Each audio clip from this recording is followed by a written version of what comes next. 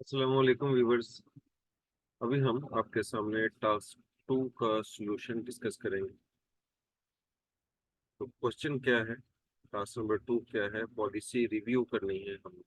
आपको मालूम है, आप जानते हैं कि 5% हो जाए या 5 से ज़्यादा हो जाए तो कानून ये बोलता है कि आपको एक पॉलिसी डिवेलप करनी चाहिए।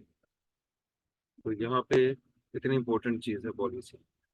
और यहाँ पे ये पूछा गया है कि क्या क्या सिनेरियो हो जाएगा, क्या क्या पॉसिबल रीजन हो जाएंगे कि जब आपको रिव्यू करना पड़ेगा सिनेरियो पॉलिसी को। ये क्वेश्चन आपके सामने, what are the possibilities, possible reasons for reviewing the health and safety policy at the car manufacturing organisation.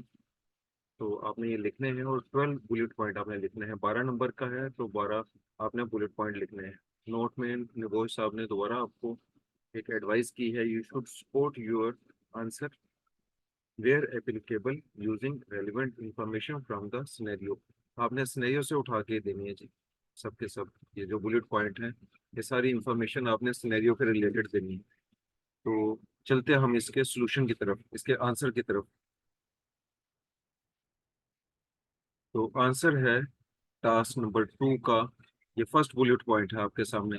Outdated signature. आप देख चुके हैं, सिनेरियो आपने पढ़ा है, उसमें आपने देख लिया कि पॉलिसी पे जो सिग्नेचर थे आउटडेटेड थे। कब से आउटडेटेड थे आप जानते हैं?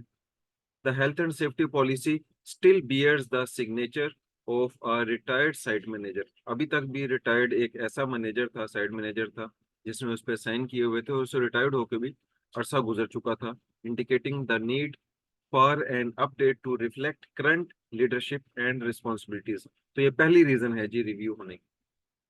नया डायरेक्टर आया है, नया साइट मैनेजर आया है, पॉलिसी रिव्यू करनी चाहिए थी। आपने पढ़ा होगा निगोश में कि की पर्सन चेंज हो जाए पॉलिसी को रिव्यू करना पड़ेगा। ये पहली रीजन है। सेकंड क्या है? Regulatory compliance. जहाँ पे रेगुलेशन आ जाए, इट मीन्स के कानून इन्वॉल्व होने वाला है, कानून को इन्वॉल्व करने की बात हो रही है। तो ensuring the policy aligns with the updated health and safety regulations to maintain legal compliance and avoid penalties और फाइंस। कुछ भी कानून में तब्दीली हो रही है तो हमें पॉलिसी को रिव्यू करना चाहिए। तो कानून में तब्दीली कैसे हो जाएगी? उस एरिया में जब पेंडेमिक आ गया तो कितनी बड़ी तब्दीली है, पॉलिसी को रिव्यू करना पड़ेगा। लीगल कंप्लायंस को मीट करना पड़ता है हमें।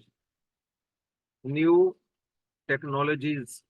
जब नई टेक्नोलॉजी आ गई आपके ऑर्गेनाइजेशन में, लाइक रोबोटिक आर्म, एक नई टेक्नोलॉजी आई है, तो पॉलिसी को रिव्यू करना है आपने। Equipment breakdown.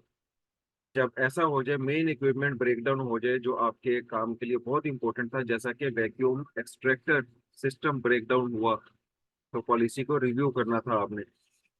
Near miss reporting. Near miss बढ़ रहे हैं, रिपोर्टिंग का सिस्टम नहीं है, रिलेक्टेंट हो रहे हैं एम्प्लॉइज। पॉलिसी को रिव्यू करना चाहिए था और पॉलिसी में ये चीज मेंशन करनी चाहिए थी कि वर्कर जब ऐसे नियर मिस डेली डेली हो रहे हैं और ये इंक्रीज होते जा रहे हैं तो कैसे आपने रिपोर्ट करना है। पॉलिसी को रिव्यू करना पड़ेगा। जब एक्सीडेंट ज्यादा हो जाते हैं, जब नियर मिस ज्यादा हो जाते हैं तो पॉलिसी को रिव्यू करना पड़ता है। और आपने देखा सिनेरियो में कि ये इंक्रीज हो रहा था। Employee input. इसमें हम क्या देखेंगे जी? Seeking input from employees regarding safety concern and suggestions for policy improvement to foster a culture of practicing and ownership in safety initiatives. तो एम्प्लॉय को ज्यादा इन्वॉल्व करने के लिए आपको जब भी कुछ ऐसी अ, चीजें आपके सामने आ जाए, पॉलिसी को इम्प्रूव करना पड़ता है कि हम क्या कर सकते हैं मजीद ऐसा करने के लिए कि इन्वॉल्वमेंट ज्यादा हो जाए, पॉलिसी को रिव्यू करना पड़ता है। तो ये बहुत बड़ी रीजन है।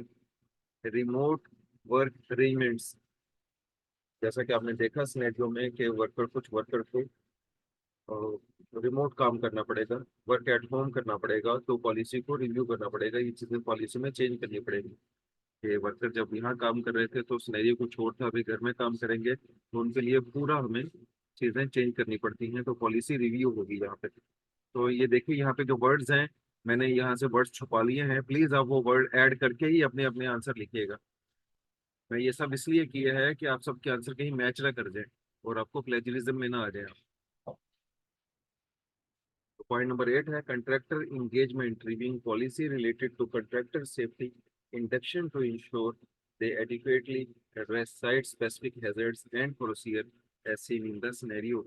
जो कंट्रैक्टर आपके पास में आया है एक्टिविटीज करने के लिए, उनकी सेफ्टी इंडक्शन कैसी होनी चाहिए। नए कंट्रैक्टर है तो पॉलिसी को भी रिव्यू करना पड़ेगा, उसमें ये वाले पोर्शन चेंज करने पड़ेंगे कि नए कंट्रैक्टर को क्या क्या बताना है, साइट पे कौन कौन से हैजर्ड बताने हैं, किस एरिया में जा रहा है कंट्रैक्टर काम करने के लिए, तो उसके बारे में बताने के लिए पॉलिसी को रिव्यू करना है आपने। Risk assessment regularly risk review assessment process to identify emerging risks and ensure they are adequately addressed in the policy। आपको वहां करना पड़ेगा। Instant response evaluating protocols for responding to accidents and near misses to streamline procedure and improve effectiveness as demonstrating by the accident involving apprentice। अभी ऐसा हो गया, एक accident हो गया, तो इसको भी आपको, और आपको मालूम है, आपने नोट्स में पढ़ा हुआ है इस चीज को कि जब एक्सीडेंट हो जाता है तो पॉलिसी को रिव्यू करना पड़ता है। Worker training updating policies to incorporate ongoing training requirements for new technologies equipment and safety procedure to ensure workplace competency। तो कौन कौन सी मजीद ट्रेनिंग लोगों की करवानी है, वर्कर की करवानी है, हम पहले पॉलिसी में लिखेंगे उसके बाद में करवाते हैं। अगर और ये पॉलिसी ही एक्चुअली में जिसमें हमें हर चीज़ की गाइडलाइन मिलती है, इट मीन्स कि ये चीज़ें पॉलिसी में पहले नहीं थी, तो अभी आप पॉलिसी में पहले मेंशन करेंगे, उसके बाद में इनको ट्रेनिंग के लिए आप भेजेंगे, तो रिव्यू करनी पड़ेगी आपको policy. Record keeping practices ensuring policy reflect accurate and update record keeping practices instant reporting training and equipment maintenance. तो आपने देखा कि जो इक्विपमेंट टूट गया है उसकी मेंटेनेंस के लिए कुछ भी रिपोर्टिंग सिस्टम नहीं है, ट्रेनिंग का कोई रिकॉर्ड नहीं है, इंस्टेंट रिपोर्टिंग नहीं हो रही है। तो ये सारी चीज़ें पॉलिसी में रिव्यू करने की ज़रूरत है और लोगों को इन्फॉर्म करने की ज़रूरत है। पेंडेमिक रिस्पॉन्स, अगर पेंडेमिक आ गया है तो कैसे रिस्पॉन्स करना था, ये चीज़ें पॉलिसी में नहीं पड़ेंगी, ऐड करनी पड़ेंगी। तो ये सारी चीज़ें पॉलिसी को रिव्यू करने की वजह बन जाएंगी। तो क्या आप अच्छे से समझ गए होंगे। दोबारा से आपको बता रहा हूँ, एडवाइस कर रहा हूँ आपको कि प्लीज सेम टू सेम ना लिख दीजिएगा, आपको इसको पैराफ्रेज करना है, फिर आपको अपना जो आंसर है उसको लिखना है। पैराफ्रेज करने के लिए बहुत इजी है, ये आपको गाइडलाइंस है, आपको गाइडलाइन है बताने के लिए कि आप कैसे बेस्ट आंसर लिख सकते हैं, बेस्ट बेस्ट सोल्यूशन दे सकते हैं। कोई भी आपको अभी भी कुछ इशू है तो आप मेरे साथ में डायरेक्ट कांटेक्ट कर सकते हैं मेरा व्हाट्सएप में और कमेंट बॉक्स में। सुन हम क्वेश्चन नंबर 3 आपके साथ में डिस्कस करते हैं। ओके, जब तक इजाजत दीजिए, अल्लाह हाफ़िज़।